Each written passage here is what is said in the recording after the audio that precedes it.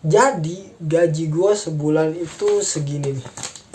Banyak banget uang yang gue pinjem. Jujur aja gue ke Jepang itu ngutang coy. Harus ngejual tanah, aset, minjem duit ke bank itu demi ke Jepang coy. Kalau video ini udah tembus like lebih dari 100, gue akan bikin video gaji dengan lemburannya.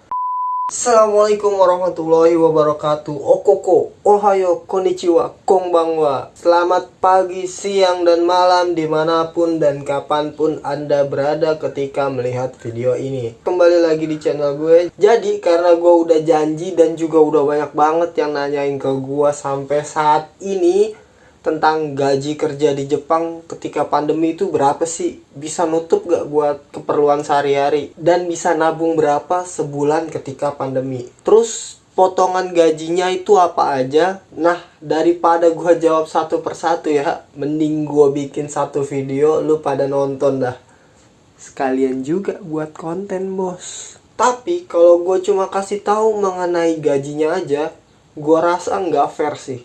Jadi menurut gue biar fair, gue perlu juga ceritain pekerjaan gue dan beberapa kasus kejadian ketika bekerja di masa pandemi. Tujuan gue buat video ini untuk sharing gaji beserta kerjaannya ketika pandemi di Jepang. Soalnya banyak banget kan info yang beredar gaji di Jepang itu gede.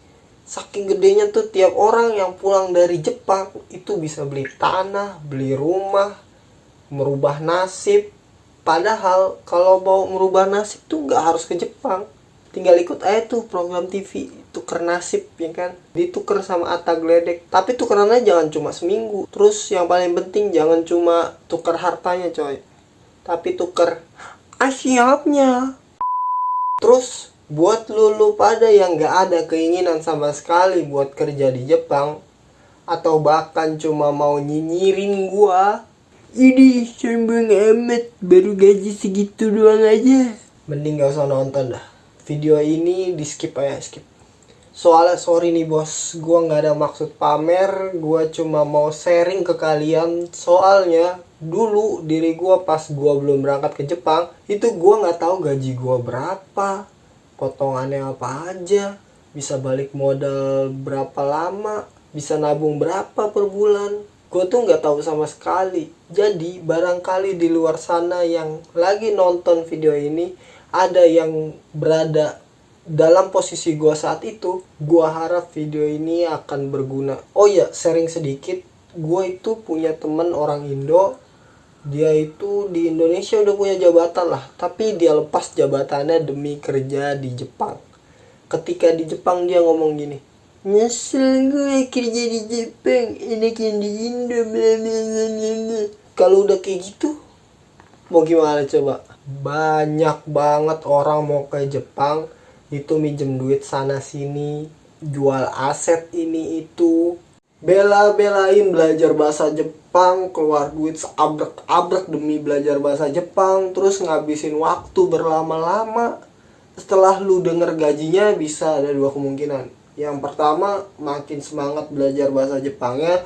Atau yang kedua, lu ngerasa nggak sebanding dengan apa yang lu kerahkan dengan gaji yang segitu. Supaya tidak ada penyesalan nih ketika lu udah berangkat di Jepang. Nah, setelah nonton video ini, gua harap pertimbangan-pertimbangan kalian buat kerja di Jepang itu udah matang tanpa ada penyesalan. Oh ya, buat lu yang nonton, kalau misalkan dari awal nggak ada keinginan kerja di Jepang, mau berapapun gajinya, cuma kepo doang, atau cuma mau adu nasib, lu enak kerja kayak gitu, gajinya segitu, blablabla. Mending close. Karena target gue tuh nggak cocok sama lu berarti. Nih gue kasih waktu buat mikir mau skip apa enggak. 1, 2, 3.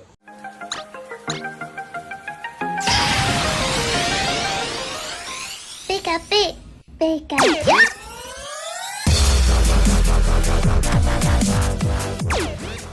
Nah, terima kasih karena masih berada di video ini. Gue mau memberikan satu hal yang harus kalian ingat. Sebenarnya gaji gede itu relatif. Para koruptor yang gajinya sudah ratusan juta, masih pada kurang, sampai sembakonya rakyat diambil juga walaupun cuma 10.000 per paket, tapi jadi triliunan. Nah, jadi gue mau cerita setelah melewati masa karantina selama 2 minggu di apartemen. Habis itu ke perusahaan, hari pertama ngurus tanda tangan kontrak, dan di saat itu juga gue baru tahu gaji gue berapa.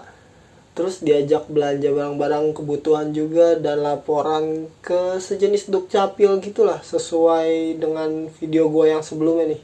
Di sini gue mau sharing ketika kerja bulan Desember 2020 dan Januari 2021. Jadi gue baru bener-bener kerja di hari kedua. Karena di saat itulah hampir semua perusahaan di Jepang sangat terombang-ambing akibat pandemi. Nah, gue masuk itu di pertengahan bulan Desember kalau nggak salah. Karena masih pandemi, jadi gue disuruh pakai masker. Alhamdulillahnya dikasih masker tuh 30 biji tiap bulan. Buat informasi aja, ngomong-ngomong gue punya temen kenalan yang kena potongan gajinya karena masker. Jatuhnya disuruh beli sama perusahaan secara kapitalis, bos. Kapitalis. Ada tuh perusahaan yang kayak gitu. Tapi ya itu oknum lah, oknum. Jadi jam kerja gue itu dari jam 8 pagi sampai jam 5 sore. Apakah ada lembur? Tidak ada lembur sama sekali, bos. Kenapa tidak ada lembur? Karena gua kerja dari jam 8 pagi sampai jam 5 sore. Itu aja banyak gabutnya. Sampai ada suatu ketika, jadi seminggu gua kerja, itu gua dikasih tahu kan cara pakai mesinnya. Gini cara pakai mesinnya. Tapi senior gue ini derajatnya sama lah sama gua. Ya cuma jatuhnya dia senior aja dikit gitu kan. Dan di situ gue disuruh ngabisin satu kotak. Nih ada bahannya, tolong dioperasiin gitu. Terus dia pergi 1 jam kemudian dia balik lagi. Mungkin niatnya mau kontrol gitu ya, atau takut gua ada masalah atau apa gitu sama hasilnya kan. Dan dia lihat ternyata yang gua kerjain udah mau habis. Terus dia ngomong, "Fatih, pelan-pelan aja kerjanya." Di situ gua kaget dan ngerasa bingung dong. Gua bingung. Semakin kita cepet kerjanya, semakin baik gak sih? Gue takut aja kan ketika atasan yang levelnya atasan dateng ngeliat gue kerja gitu. Terus di saat itu juga ngeliat barang ini, kok orang Indo kerjanya lambat ya? Kalau udah dibilang kayak gitu, lo mau dijawab apa coba? Mau jawab salah kan, bikin alasan. Masih anak bau ingus, mau nggak dibales nanti disangka goblok gitu. Pokoknya kalau udah kena label orang Indonesia lama ya kerjanya, orang Indonesia. Pokoknya kalau udah kena label kayak gitu, gue yakin tuh bakal susah ngilangnya. First impression. Makanya gue pengen kerjain semaksimal mungkin, gue mau secepat mungkin. Terus gue tanya lah ke senior gue ini, emang bukannya kalau lebih cepet itu bagus ya, selesainya kan lebih cepet juga? Terus dia jawab, karena kalau ini udah selesai gak ada kerjaan lagi. Terus gue mikir, apa iya? Terus ngapain gue direkrut kalau gak ada kerjaan lagi? Dalam pikiran gue gak tahu ini suzon atau apa ya, untuk menghindari masalah sih. Gue tuh pengen menghindari masalah. Gue mikir gini, jangan mentang-mentang gue anak baru 1 minggu di sini, gue bisa dibohongin, bos. Ya kalau nggak ada kerjaan enak lah, gue kan bisa santai, bisa ngopi, bisa selonjoran, atau enggak belajar bahasa Jepang kan, atau ngobrol lah. Akhirnya gue kerjain dah tuh cepet. Bodoh amat, gue nggak mau dengerin dia dah. Gue bodoh amatin dah itu kata-kata dia. Dan selesailah pekerjaan itu. Terus dia datang lagi dan bilang, kecepatan kerjanya. Di sini gue bingung, masa gue kerja cepet gak ada masalah dimarahin? Aneh banget gak sih? Setelah itu dia nyuruh gue bersih-bersih, nyapu, ngelap, dan lain sebagainya dah. Terus dateng dah tuh atasan divisi gue, dan gue tanya, ini kan udah selesai ya? Terus bersih-bersih juga kayaknya udah cukup lah ini. Apa ada kerjaan lagi? Biasa, masih semangat gue ya kan. Biasa anak baru. Gue kerjain semua sini.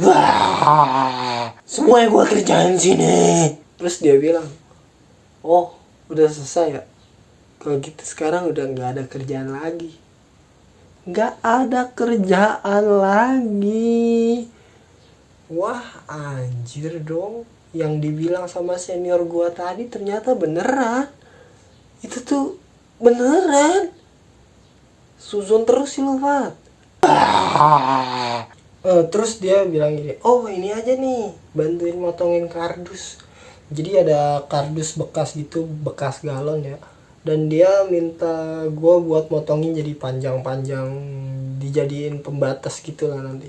Dan akhirnya gue dari jam 2 sampai jam 5 sore gue gabut but.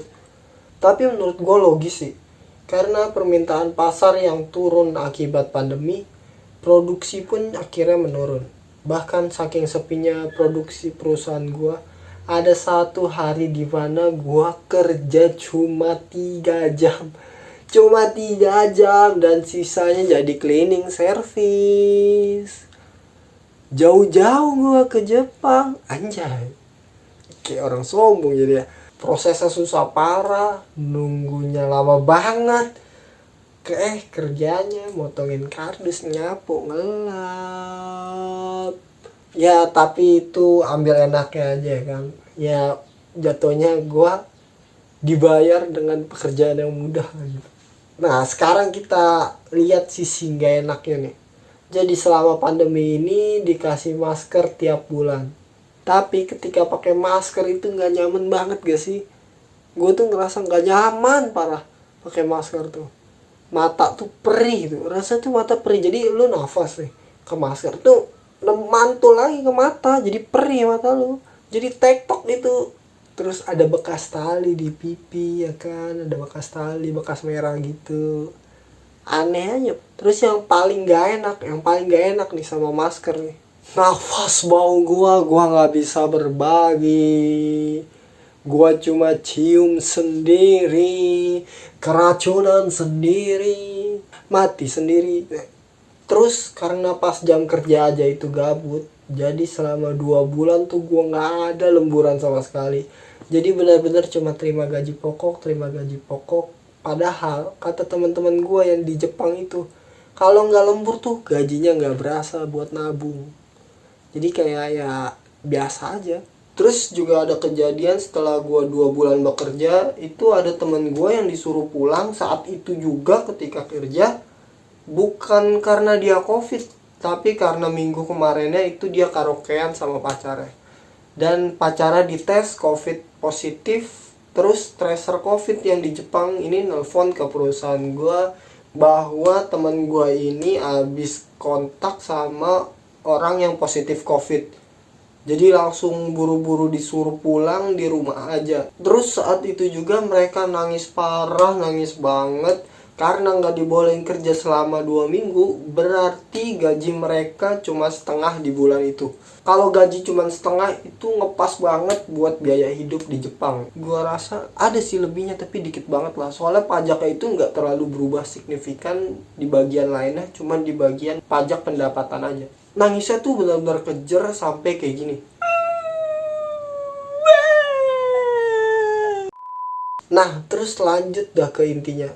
Berapa sih gaji gua di Jepang? Jadi gua mau disclaimer dulu nih. Gua tuh di Jepang bukan jisusei atau magang, bukan tokutei atau keahlian khusus, bukan hakeng. Hakeng tuh kalau di Indonesia mirip sama outsourcing. Tapi gua itu kaisain. Kaisain atau bahasa Indonesia karyawan tetap. Jadi gua itu karyawan yang dikontrak langsung sama perusahaannya. Tapi karyawan tetap di Jepang itu nggak kayak di Indonesia.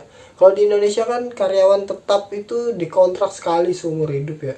Nah di Jepang karyawan tetap itu dikontrak terus sampai mati. Gua lagi ngerasain omnibus law, kena law. Tapi kalau di perusahaan Jepang nggak memperpanjang kontraknya, itu ada hukumannya. Kayak harus bayar pesangon, uang pisah, dan lain-lain lah. Jadi gue ini karyawan tetap, gue bebas sampai berapa tahun di Jepang, gak ada batas limitnya. Dan visa engineer gue diberi kebebasan gonta-ganti tempat kerja. Ini gue gak ada maksud sombong ya, tapi emang ya kenyataannya kayak gitu. Gak ada yang disombongin juga sih. Tapi walaupun visa gue engineer, gaji gue di perusahaan ini tuh 11-12 lah sama anak magang.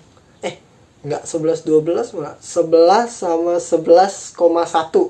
Kerjanya pun mirip banget. Cuma bedanya kalau Jisusei itu cuma operasiin mesin aja. Terus saya tuh operasiin mesin. Kalau engineer di tempat gua diperbolehkan benerin mesin sama ngeprogram.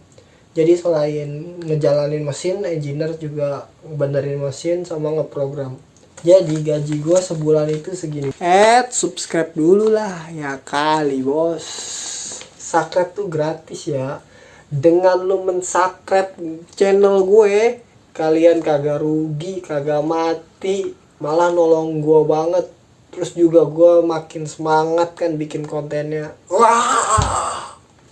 Jadi gue kan kerja di bulan Desember itu cuma 2 minggu ya. Gue masuk di pertengahan Desember.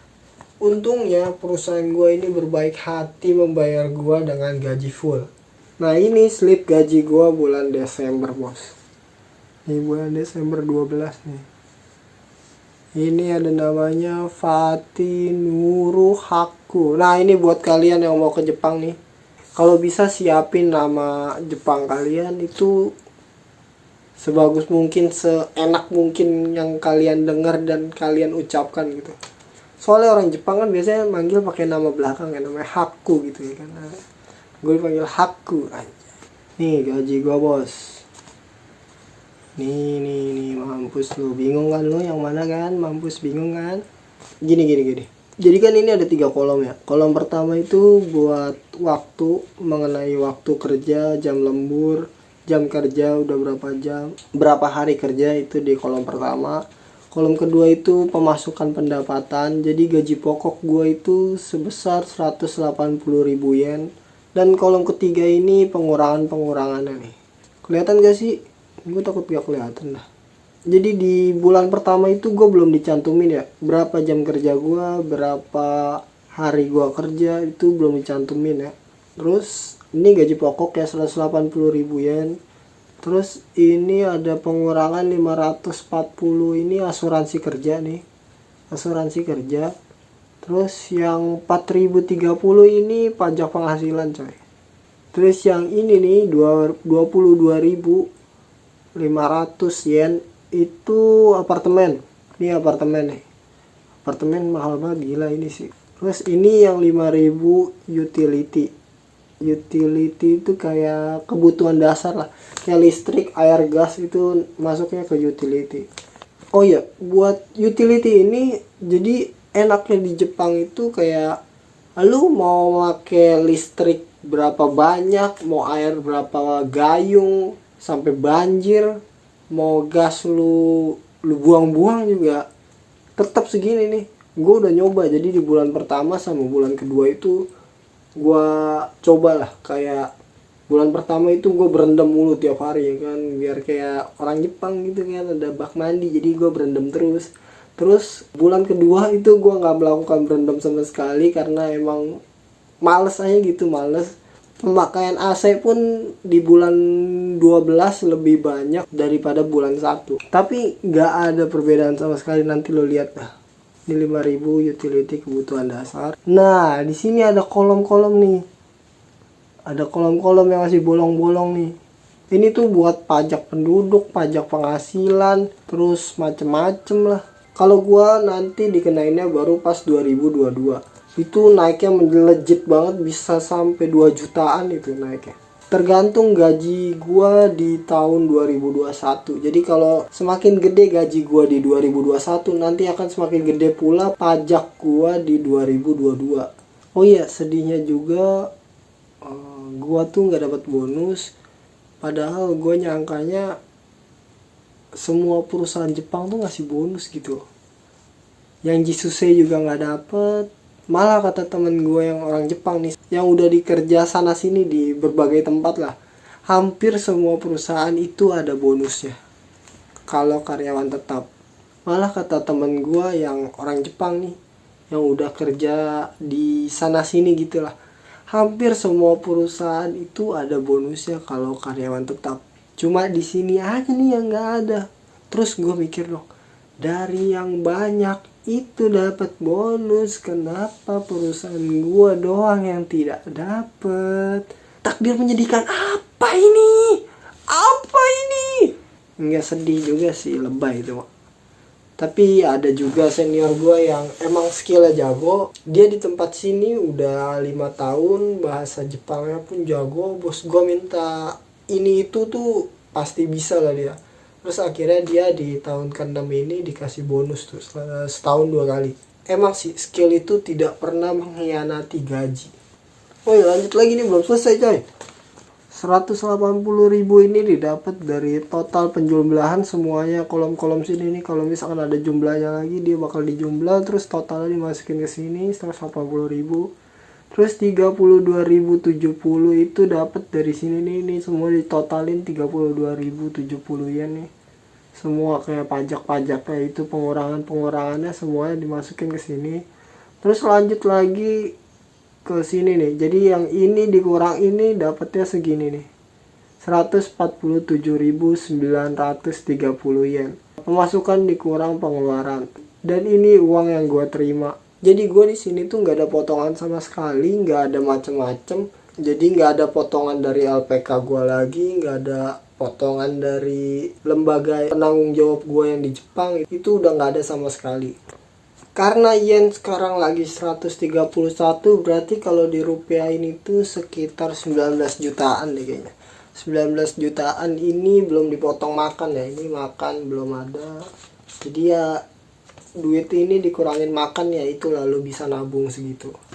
Oh iya, buat yang Jisusei siap-siap nih kalau Desember ini. Kalau bulan Desember itu lu harus siap-siap. Soalnya Jisusei itu di tempat gue ya, kalau di tempat gue sih dibayarnya itu 1 jam per jam gitu, dibayar per jam. Gajinya Jisusei itu biasanya UMR. Biasa itu dapat UMR. Kalau UMR di Osaka itu kalau nggak salah 965 deh. 965 yen per jam. Jadi kalau di bulan Desember, karena banyak banget liburan tuh, Desember sampai 12 hari kalau nggak salah libur. Oh iya, buat yang Jisusei siap-siap nih kalau misalkan lagi di bulan Desember. Soalnya Jisusei di tempat gua ini ya, dibayarnya itu per jam coy. Biasanya gaji Jisusei itu dibayar UMR. UMR Osaka kalau nggak salah ya 965 deh. 965 yen per jam. Kalau di bulan Desember itu banyak liburan. Sebulan itu cuma dapet 140 jam doang. Kalau ditotalin kotornya itu sekitar 135.000 yen. Temen gue yang udah 4 tahun kerja di Jepang di tempat gue sama, itu minus-minusnya tuh sampai 80.000 yen coy. Gila gak? Karena pajaknya itu udah gede banget. Sisanya itu kalau dikurangin berarti 55.000 yen ya. Terus dikurang makan pribadi juga 20.000 yen. Ini makan normal, gak main, gak jajan, gak makan di luar ya, 20.000 yen. Itu sisanya sekitar 35.000 yen. Atau kalau dirupiahin sekitar 4,5 juta bos. 4,5 juta jauh-jauh ya kan. Jadi jangan kaget pas sudah di Jepang gak ada lembur, nerima gaji cuma segitu. Nah, karena di bulan Januari itu gue udah selesai mengenai administrasi asuransi kesehatan, dana pensiun, itu udah selesai semua. Terus mulai bulan kedua ini gue nerima gaji, perubahannya lumayan jauh nih. Pajaknya itu naik coy, naik parah nih. Nih jadi bisa lihat sendiri, ini namanya nama gue. Tahunnya ini bulan 1 tahun 2021. Nih. Gua kerja 18 hari itu 144 jam kalau ditotalin. Dan terima gaji 180.000 yen. Nah, potongan-potongannya ini yang bener-bener dah. Nah, ini nih, mulai nih. Ada 9.100 itu asuransi kesehatan. Ini asuransi kesehatan. Terus 16.000 itu ada dana pensiun. Terus 540 ini asuransi kerja bos. Ini asuransi kerja gue sama lah, mirip-mirip sama yang tadi. 3.100 ini pajak penghasilan, 22.500 ini apartemen, 5.000 ini utility. Ini masih sama kan utility-nya. Jadi di total ini kan nih pemasukan, pengurangan, terus yang gue dapat di bulan kedua itu 123.000 yen. Kalau dirupiahin itu sekitar 16 jutaan lah. Nah kalau misalkan makan, dipotong makan berarti 14 jutaan. Menurut kalian worth it gak? Untung gak sih kerja di Jepang? Komen di bawah. Kalau menurut gue ini belum worth it sih. Nih ada yang ngomong nih pasti. Ini kagak bersyukur lu Fat. Kerja udah kayak tukang fotokopi. Gaji segitu. Lihat orang-orang yang mau kesana tapi gak bisa bersyukur orang Fat. Bos, kalau masalah bersyukur, alhamdulillah gue bersyukur. Karena banyak banget keuntungan yang gue dapet, tetapi orang lain tuh belum tentu bisa. Tapi lu tahu gak, proses yang udah gue tempuh sebelum berangkat ke Jepang, mulai dari nyari LPK, gagal interview, tiap hari ngeluangin waktu belajar bahasa Jepang, sampai jam istirahat kerja gue aja itu gue pakai buat belajar. Gue sempetin itu belajar. Terus juga sudah berapa banyak uang serta pikiran yang sudah gue keluarkan demi bekerja di Jepang. Jangan berpikiran itu gajinya aja. Kalian kalau mau ke Jepang tuh ya harus ngerasain sulitnya dulu pasti di Indonesia. Karena orang yang udah di Jepang itu pasti di Indonesia pernah sulit coy. Pernah susah, kayak ya susah belajar bahasa, susah nyari duit, susah ngapa-ngapain kan. Gue bilang ya belum worth it. Karena banyak banget uang yang gue pinjem. Jujur aja gue ke Jepang itu ngutang coy. Ngutang gue. Padahal gue tuh gak suka banget sama yang namanya ngutang. Tabungan gue pun udah ludes, udah gak ada sama sekali. Gue hampir 2 tahun kerja itu gue langsung ngabisin buat di Jepang. Jatuhnya gue di Jepang tuh dari minus coy. Kalau gajinya segini nih, terus worth it-nya itu mungkin kalau gue hitung-hitung ya, itu 1 tahun kerja. Lama coy 1 tahun. Ternyata banyak juga di luar sana temen-temen gue yang sampai harus ngejual tanah, aset, minjem duit ke bank itu demi ke Jepang coy.